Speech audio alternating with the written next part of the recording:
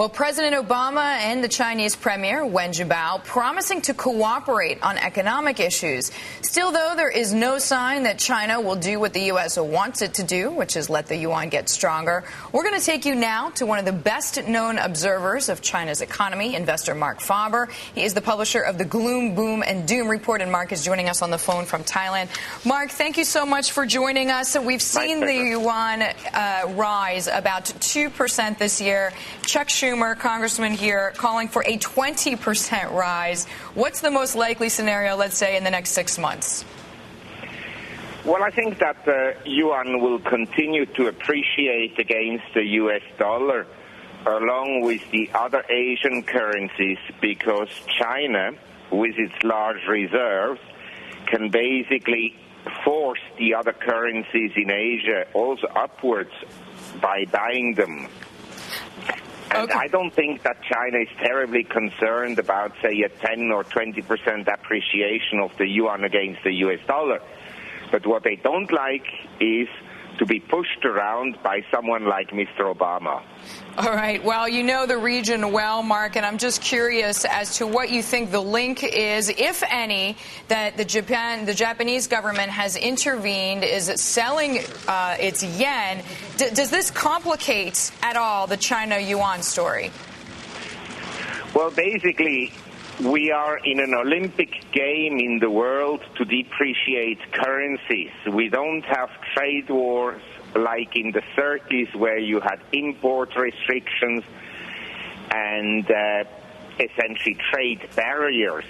But countries, in my opinion, a mistake, they try to remain competitive by having a low currency.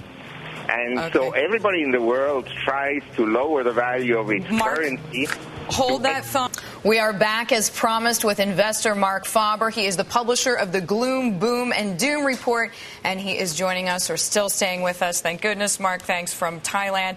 So we were talking before the break, and you said basically it's a mistake that every single country wants its currency to be low. I mean, we've seen it, at least with Japan, in very recent days.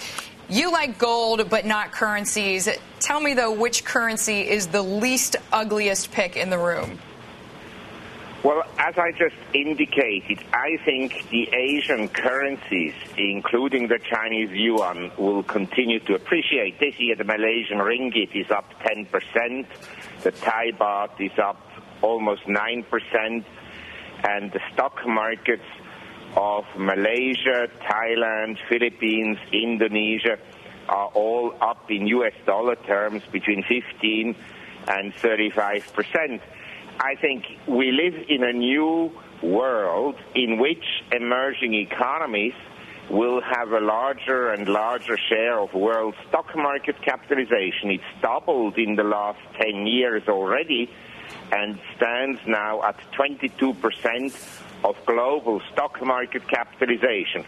But I think in 10 years' time, emerging economies could be 50% of global stock market capitalization as a result, A, of currency gains against the U.S. dollar and the euro, and B, as a result of further capital gains in these markets, and C, because of new issues.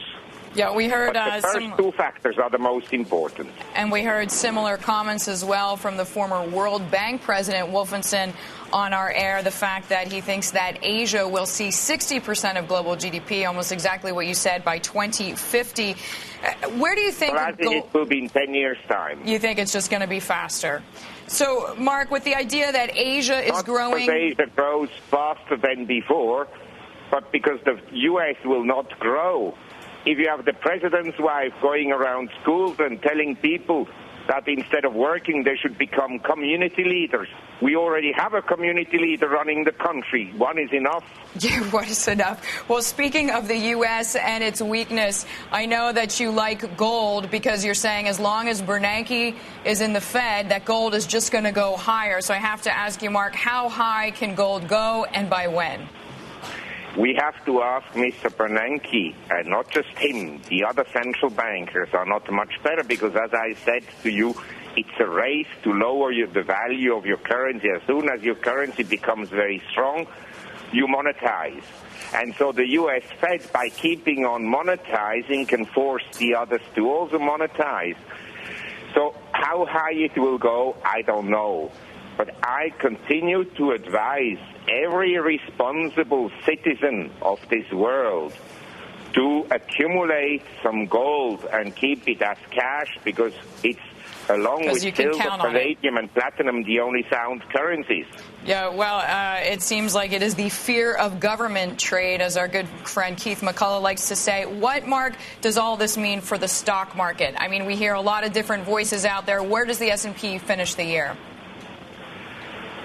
Well, I think that we had a surprisingly strong September, given the negative views that prevailed at the end of August, with everybody talking about the Hindenburg omen and sentiment extremely negative, the worst since March 2009.